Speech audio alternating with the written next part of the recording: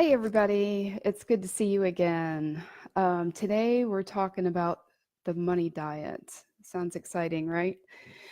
Oh, I'm so excited about this. There's just so much to share. I'm not going to get to everything today, but I think this will be the beginning of a really good series, about the money drama. We talked a little bit about the money drama last week, which was really fun, with the broken washing machine and Uh, so I'll just go ahead and get started. What I find is that comparing my finances to trying to eat healthy has been really helpful for my brain to kind of wrap itself around the idea of my finances and being successful with those. And so that's what I wanted to share with you today. I'm going to talk about the ways that managing my finances is like managing what I eat. And I'm also going to talk about a specific method that some people use for managing their finances. And then I'm going to talk about some reasons that that method might not work for everyone. So if you've tried that method, then this ought to provide a little bit of hope to you, so that you know that there's maybe more help out there for you. So let's just get started. So, how is managing my money like managing what I eat? Or how is going on a diet like living on a budget? So, like a successful diet, successfully managing your finances is about making good lifestyle choices. And so, how you choose to spend your money is like what you choose to eat. It drives how healthy your financial situation is. And just like we can't completely give up eating, we can't really completely swear off money or shopping. So there's really always an opportunity for temptation. Whenever I go on diets, one of the things I struggle with is the fact, that I have to eat something, so it might not always be the right thing, or it might not always be the right amount. And, I found the same is true with my money. I don't always spend it the right way or in the right amounts.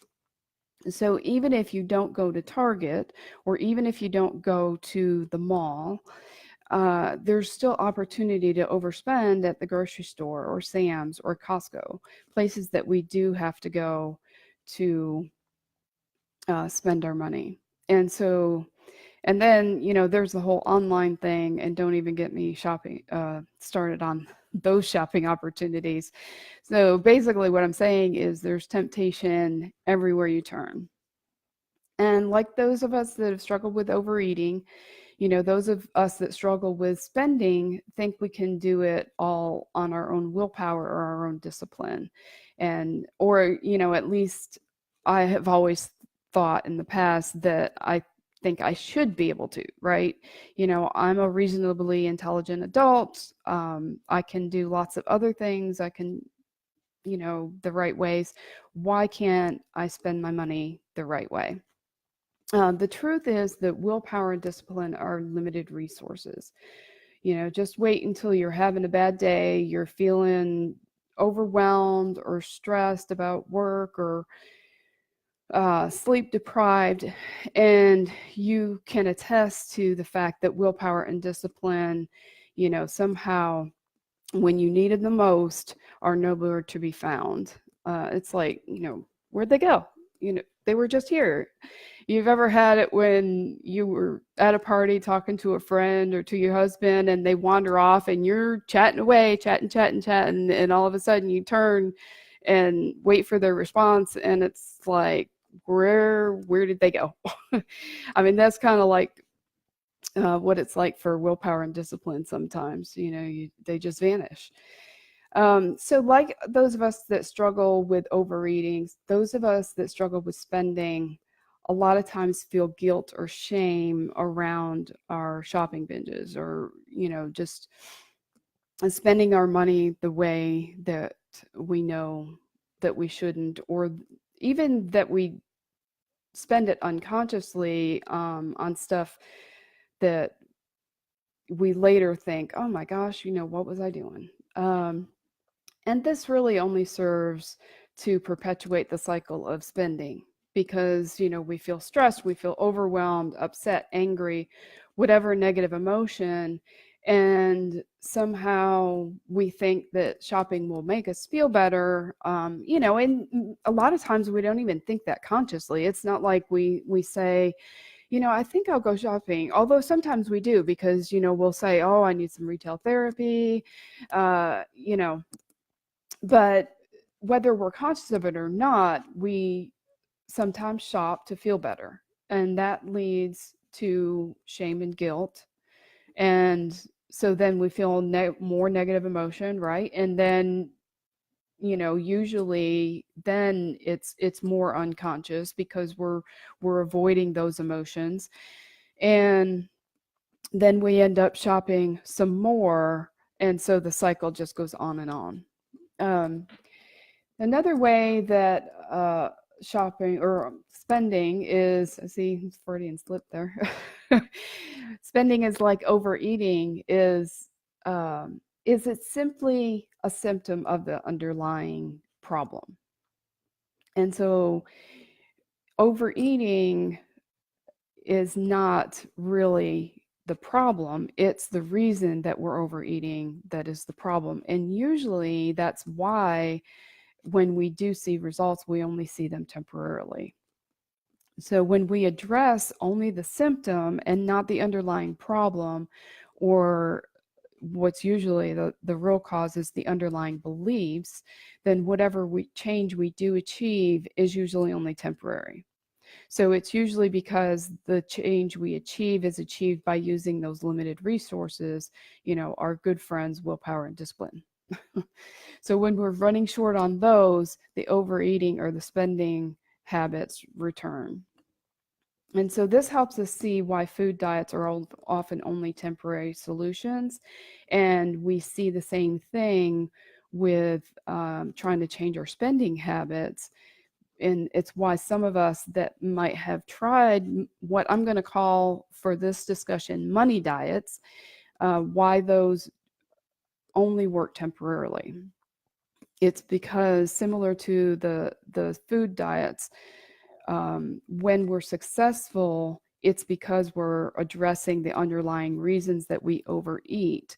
And in order to be successful in changing our spending habits, we also need to address the underlying beliefs about money, and about how we spend money, and a number of other things in order to achieve lasting financial confidence and success.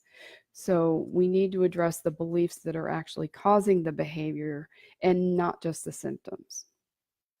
And so I know when I first learned about this, my ears perked right up. I'm like, what? What'd you just say? So if your ears just perked up with what I just said, I'll repeat it and let it sink in. We need to address the beliefs that are causing the behavior of our spending habits and not just the symptoms in order to achieve lasting financial confidence, success, and freedom. So if this speaks to you, you're probably wondering, well, how do I do that? I want in on that. What does that look like?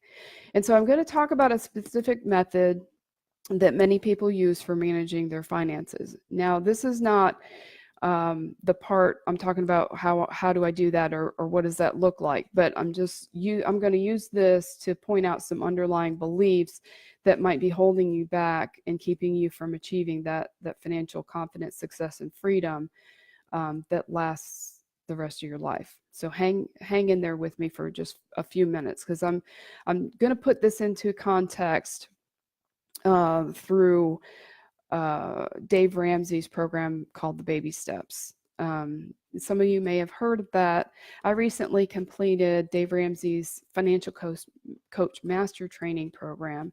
And the reason I wanted to complete that program was to supplement my life coach training, and to position myself to support my clients in their journey to financial confidence and success. So that's why I'm going to talk about this particular method. And so if you've been following me for very long, you've heard me say that managing your finances is about two things. One, having the right knowledge for the journey. But the much bigger thing is understanding your behavior. And I touched on that a minute ago with the underlying beliefs and what's causing your behavior. One of the pieces of knowledge that many people have used to get out of debt and start building wealth is the baby steps that Dave Ramsey teaches. And so the reason I'm using this method to talk about what I'm calling today is a money diet is because it's a pretty popular one. It's a pretty popular method for getting out of debt and winning with money. It's also because I know that there are people out there that have been successful with the program, and so we know it can work. But I also know that there are people out there that have read or tried the program and it didn't work for them. Now, either they didn't implement the principles in their lives, or they implemented the principles and weren't successful, or they later quit. So I'm going to outline the baby steps here briefly, but just for context. I'll post them in the comments as well in case you're curious. You can also go to daveramsey.com if you're interested in learning more about his principles. But my main reason for mentioning them here is just to give you some context when I reference the baby steps in this next discussion about a money diet. It's one of the options out there. And it's the one I think of first when I think of the idea of a money diet.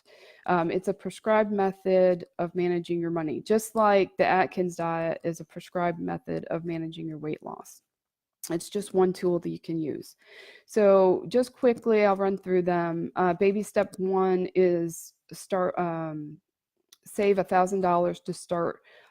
It's a starter emergency fund. Pay off. Baby step two is pay off all debt except your home mortgage. Baby step three is to save 3 to 6 months of expenses, and this will be your fully funded emergency fund. Baby step four is to invest at least 15% of your income into retirement funds. Baby step five is save for your children's college fund if that's applicable for your family. Baby step six is pay off your home mortgage. And then baby step seven is to build wealth and give generously. So that's the baby steps. Now, what this list doesn't mention are two prerequisite recommendations that usually go along with the list. And it's really in order to get the baby steps started.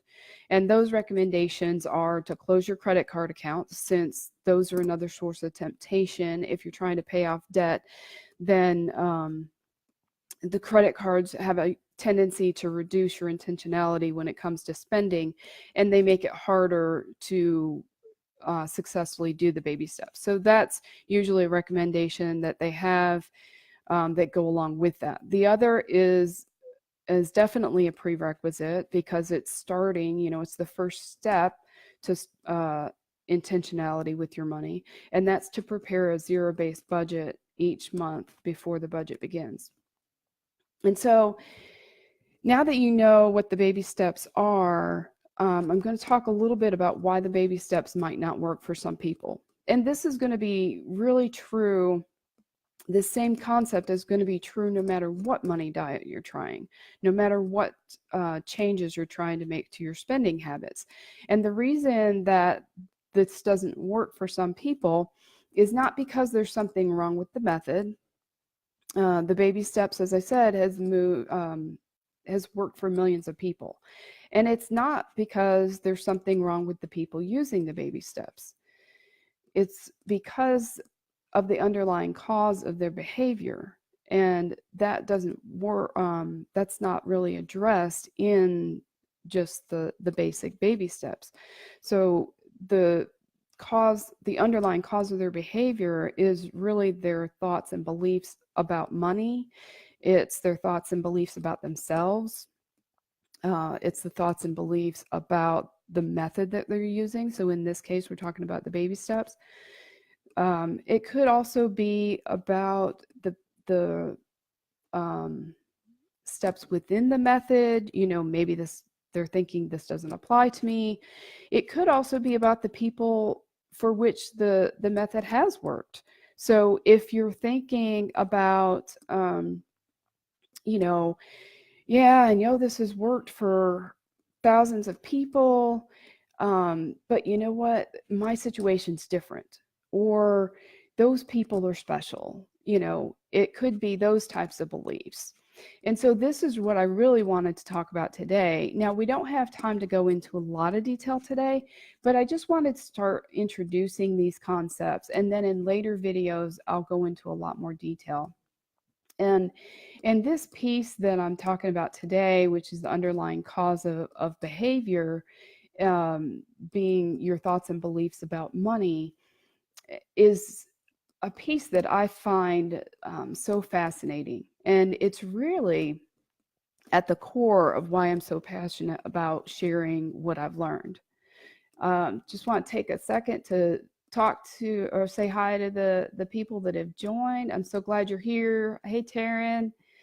Hope everything's going good for you guys today. Hey, Nate. Hey, Michelle.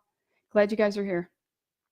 So, it's a theory I want to offer you. It's take it or leave it type of thing. It's a theory I want to offer for why the baby steps don't work for everyone. And what I'm hoping is that it gives you hope that you can still accomplish what you want to accomplish with your finances if you're willing to be open to the possibilities. And so I've shared this quote before, but I just love it. And, you'll probably hear it from me 1,000 more times. It's just so, I just feel like it's so empowering. So when you argue for your limitations, you get to keep them. And when you're open to the possibilities, you get to create them. Isn't that so powerful? I just love that. And it's just something that makes me feel so excited for the future. And it makes me so excited for your future. Because I know in my heart that the reason that you haven't found, I'm sorry, guys, I don't mean to get emotional, but this just really hits home for me. And I know that there are a lot of people out there that are in some situations that they might not be proud of and that they're really struggling with. And I've been there, and it's really not because, sorry, it's not because there's something wrong with you. It's just because you're not seeing the possibilities yet. You're only still seeing the limitations. Okay. So, there is hope, and I'm telling you that you can do this. So, one second.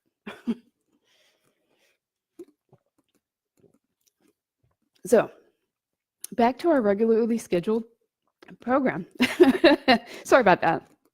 I get emotional sometimes about, this work that I do, and I just really have a lot of a feeling about what I do and why I want to do it. So we create a lot of money drama around the how. And I shared this in last week's Facebook Live when I gave you the example of the broken washing machine. Or for some, it might be a broken toilet, and you know who you are. The same is true about the baby steps or any other method of paying off debt and managing our money. We have to fight through that money drama and see where we're spinning on the how, and instead start looking for the possibilities. If you missed last week's video, I want you to go back and check it out and hear how I talk about letting go of the how and then start opening up to the possibilities. So what does money drama look like when we're talking about going on to our money diet? It starts with the prerequisite recommendations. So that's usually where it starts. So the prerequisite recommendation, I mentioned getting rid of the credit cards. For some reason, there is a lot of drama around this. And I'll be honest with you, I still have drama around it. I still have credit cards. We don't pay interest, and we pay them off every single month. But I still have drama around this. So, I get it. But the drama might sound something like this. It's hard. It's inconvenient. What will I do if it's an emergency? What will I do when I travel? I earn rewards on my credit cards that really save me money. And I could go on all day about the reasons we don't want to get rid of our credit cards. And I'm not saying that you have to get rid of the credit cards. Everyone has to do what's right for them. And I cannot possibly know what's right for you and your family.